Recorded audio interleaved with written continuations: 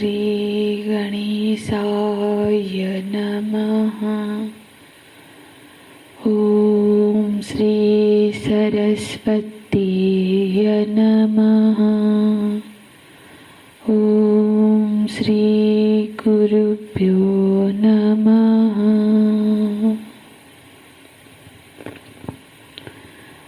श्लोक नंबर 45। त्रैगुण्य विषया वेदाः निस्त्रैगुण्यो भवार्जुन। निर्द्वन्द्वो नित्यसत्त्वस्थः निर्योगो क्षम आत्मवान्। निर्योगो क्षम आत्मवान्।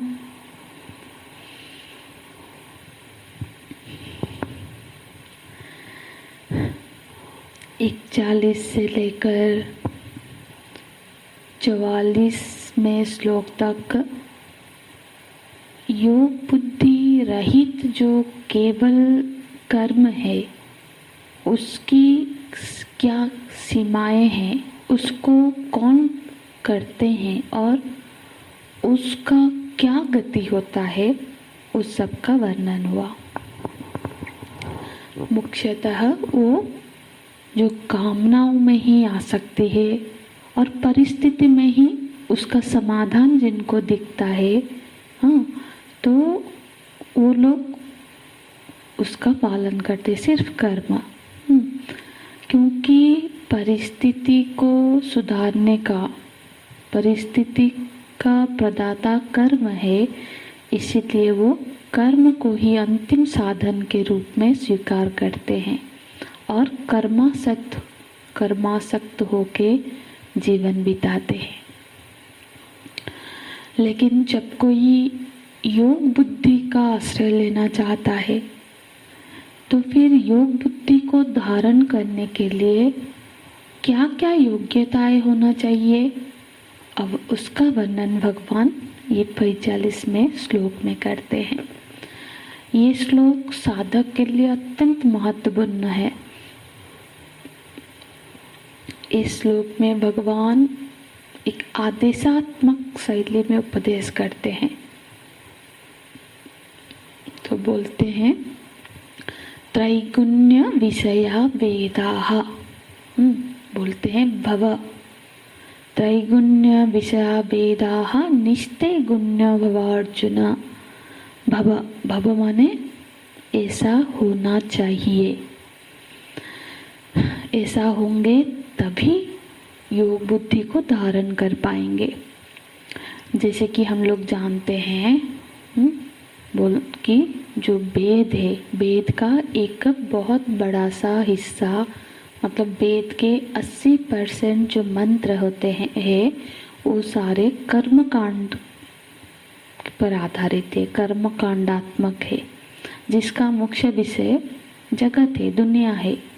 जो कर्मकांड संबंधी मंत्र है उसका उद्देश्य क्या होता है? कर्म का अनुष्ठान करना, और कर्म के अनुष्ठान से किस तरह का परिस्थिति, किस तरह के मतलब सारी उपलब्धियां प्राप्त हो सके।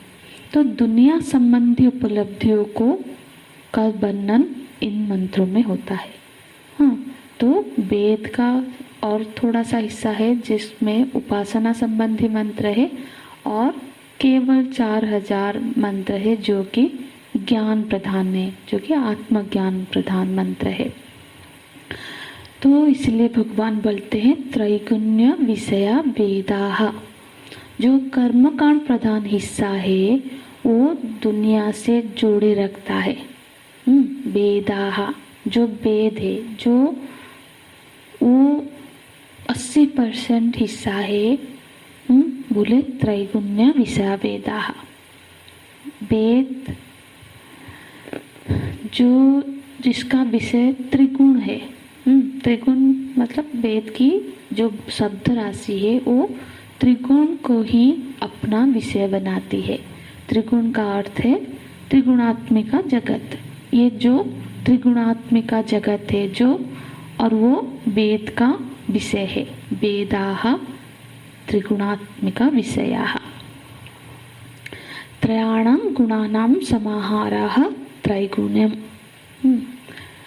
भेद ठीक है, परंतु त्रिगुणवान अधिकारी के लिए है। मतलब जो जगत को चाहते हैं, जगत के सुख सुविधाएं, भौतिक उपलब्धियां चाहते हैं, तो उनके लिए वेद के अधिकतम मंत्र है, जो कि तमोगुणी को रजोगुणी में ले जाता है, रजोगुण को सत्वगुण में ले जाने के लिए है।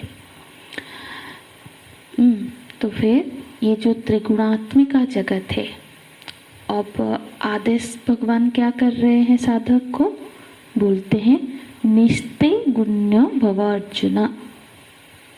तुम त्रिगुणों को अपना विषय मत बनाओ। निस्ते गुण्य भव माने त्रिगुण से ऊपर जाओ। त्रिगुणात्मिका नी उपसर्ग लगाता है, माने त्रिगुणात्मिका जगत है, उस जगत को अपने जीवन का लक्ष्य मत बनाओ। जो योग बुद्धि यदि धारण करना है, योग बुद्धि माने क्या? ईश्वर अर्पित कर्म। तो ईश्वर अर्पित कर्म का पालन हम क्यों करेंगे? यदि ऐसा है कि ईश्वर अर्पित मतलब कर्म करेंगे तो सब कुछ ठीक रहेगा, हाँ, यदि ऐसी सोच है तो भगवान पहले ही उस सोच को निषेध कर देते हैं। कि यदि ज़्यादातर लोगों की यही सोच होती है ना कि हम ये इस मंदिर जाएंगे, ये पूजा करेंगे, ये अनुष्ठान करेंगे तो हमारे घर में सब ठीक ठाक रहेगा, पर भगवान यहाँ पे उसका निषेध करते हैं। वो है कर्म कांड। जैसे कि वेदों के मंत्रों में जो सारी विधि विधान बताई गई है, उस तरह से करके हम अपनी भौतिक उपलब्धियां को प्राप्त कर सकते हैं, कामनाओं को पूर्ण कर सकते हैं। पर यहाँ पे जिस योग बुद्धि की बात की जा रही है, उसमें ये सब का भगवान निषेध करते हैं कि यदि तुम योग बुद्धि को धारण करना है तो पहले ये सौदेबाजी नहीं चलेगी। सौदेबाजी को छोड़ो। ये जो सौदेबाजी है कि ये व्रत करूँगा, ये कर दूंगा, मेरा ये काम बन जाए, हाँ, यदि अपने कर्म का फल के रूप में दुनिया चाहिए, दुनिया की सुख सुविधाएं चाहिए, वो अभीष्ट है, तो फिर तो योग बुद्धि के अधिकारी हम नहीं बने हैं। या तो दुनिया को चाहो या फिर भगवान को, दोनों साथ साथ नहीं हो पाएगा। अभीष्ट दुनिया है तो फिर नहीं, मतलब दुनिया की वस्तुएं भी चाहिए और बोलेंगे कि हम तो भक्त है। अरे भक्त कहाँ है? विभक्त है। थोड़ा दुनिया भी पकड़ रखेंगे और थोड़ा भगवान को भी चाहेंगे, ये तो विभक्त हुआ ना। तो कहते हैं कि यदि जीवन का अभीष्ट त्रिगुणात्मिका जगत है, उसमें आ सकती है, तो फिर तो कर्मकांड जो वेद में जो सारे बताए गए मार्ग में, उस तरह से वेद के उपदेश के हिसाब से अभिष्ट वस्तु की प्राप्ति के लिए कर्म करो। पर यदि ये निश्चय करो कि तुम्हारा अभिष्ट क्या है, भगवान ने पहले वाक्य में ही बता दिया, त्रिगुणात्मिका विषय वेदाः। यदि जगत का आसक्ति है तो वेद सम्मत कर्म करते हुए तुम स्वर्ग तक पहुंच जाओगे। लेकिन योग बुद्धि का आश्रय लेना है तो फिर तो त्रिगुणातीत का सोचना होगा। जीवन का अभीष्ट परमात्मा होवे, ये पहला आदेश है। तो फिर यदि भगवान को चाहते हैं तो फिर दूसरा आदेश क्या है? बोलते हैं निर्द्वंदो भव। भव सबके साथ लगेगा, निर्द्वंदो। तो जो द्वंद्व है, निर्द्वंद भव माने जो द्वंद्व का प्रभाव है वो साधना में विचलित हमको ना कर सके। द्वंद्व तो जीवन में आता रहेगा, है ना। द्वंद्व माने क्या? हमेशा दुनिया में एक विभाग, इसे दो विभाग दिखाई देते हैं। जैसे भगवान भाष्यकार बोलते हैं सप्रतिपक्षो हो, माने दुनिया में जितने भी चीजें हैं उसका कोई ना कोई प्रतिपक्षी जरूर होगा, विद्यमान है ही। जैसे सुख है तो दुख भी है, शीत है तो उष्ण भी है, राग है तो द्वेष भी है। तो इसीलिए जीवन की ये एक व्यवहारिक सच्चाई है कि इसमें द्वंद्व रहेगा। और किसके जीवन में ज़्यादा तो किसके जीवन में कम होगा, पर ऐसे द्वंद्व परिस्थितियाँ आती रहेंगी। यदि हम हमेशा ये सोचे कि आज ये परिस्थिति आई है, पहले इसको समाधान कर दो, फिर कल से भजन करूँगा, तो ये नहीं होता है। क्योंकि पूरी जीवन इस द्वंद्व के निवारण में ही यदि जाता रहेगा तो फिर साधना कब करेंगे। तो साधक माने जो हर परिस्थिति में रहने को तैयार हो, क्योंकि ये वादा नहीं किया जा सकता कि परिस्थिति हमेशा ठीक ही चलेगा। मान है तो अपमान भी आएगा, दोनों ही आएंगे। तो द्वंद्व व्यवहारिक जीवन की अनिवार्यता है। यदि इसमें ही उलझे रह गए तो फिर साधना नहीं हो पाएगी। इसलिए भगवान बोल रहे हैं कि निर्द्वंद्व भव। निर्द्वंद्व भव का अर्थ नहीं कि जीवन में द्वंद्व आने ही ना पाए, नहीं, वो तो आएगी पर हमारे प्रारब्ध बस। द्वंद्व आने पर भी हम उस द्वंद्व के दबाव में अपने चित्त को विचलित नहीं होने देंगे, ये अभ्यास करना है। द्वंद्व का प्रभाव से चित्त कम से कम प्रभावित हो, तभी जाके योग बुद्धि धारण हो पाएगा। और तीसरा उपदेश क्या है? तीसरा आदेश है कि नित्य सत्वस्थ भव। माने हे अर्जुन, निरंतर सत्व गुण में स्थित रहो। ये तो अत्यंत मुश्किल मालूम होता है, क्योंकि वाक्यार्थ देखे तो फिर ये तो नामुमकिन लगता है कि हमेशा सत्व गुण में कैसे रह सकते हैं। जीवन में तो तीनों गुण की जरूरत होती है। यदि तमोगुण नहीं होगा तो निद्रा ही नहीं हो सकेगी, रजोगुण नहीं होगा तो हम दिनचर्या कोई कार्य ही नहीं कर पाएंगे। तो भगवान बोल रहे हैं नित्य सत्वस्थ भव। तो इसका अर्थ ऐसा समझना है कि अपने व्यक्तित्व में सत्व गुण की प्रधानता हो, और रजोगुण और तमोगुण न्यून हो, न्यून मात्रा में हो। वो तो रहेंगे, तीनों गुण ही रहेंगे। तो सत्व गुण डोमिनेटिंग पोजीशन में हो, वो डोमिनेट करे बाकी दोनों गुणों को। हम जो कुछ भी कर रहे हैं वो अलर्ट रह के, जागृत रह के, मतलब हम समझ के कर रहे हैं। निद्रा में भी जा रहे हैं तो भी ये समझ बनी हुई होनी चाहिए कि मुझे 5 घंटे की निद्रा की जरूरत है, तो मैं 5 घंटे सो के उठूँगा।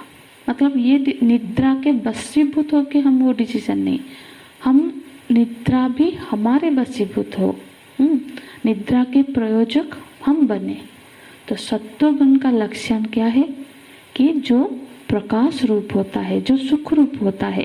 प्रकाश रूप माने अलर्ट, जागृति, अलर्टनेस। तो भगवान कह रहे हैं कि जो भी कर्म हमसे हो, हम उसके प्रति जागरूक रहे। ऐसा नहीं कि हमसे हो गया गलती, ऐसा नहीं। और वो सुखपूर्वक होना चाहिए, मजबूरी में नहीं। अरे ये तो करना ही पड़ता है, करना पड़ेगा, इस तरह से यदि कोई कर्म हम कर रहे हैं बाध्य होके, मजबूरी में, तो ये तो तमो प्रधान हुआ। ऐसा नहीं, सत्व प्रधान माने ये कर्म मुझे करना है, और तो सुखपूर्वक करना है। तो कार्य करते हुए भी पहले भी सुख वृत्ति बनी हुई है, कार्य करने के बाद भी सुख वृत्ति बनी हुई है, तब जाके जीवन सत्व प्रधान है। माने उसमें राग द्वेष का प्रभाव नहीं है, आसुरी प्रवृत्तियों का नाश निषेध करते हैं भगवान। सत्व प्रधान मतलब दया, क्षमा, प्रेम आदि गुण हो, तभी योग बुद्धि को धारण कर पाएंगे। हरि ओम तत्सत। ओम पूर्णमदः पूर्णमिदं पूर्णात् पूर्णमुदच्यते पूर्णस्य पूर्णमादाय पूर्णमेवावशिष्यते। ओम शांति शांति शांति। हरि ओम। श्री कृष्ण चरणारविन्दाय समर्पयामि। ओम श्री गुरुभ्यो नमः।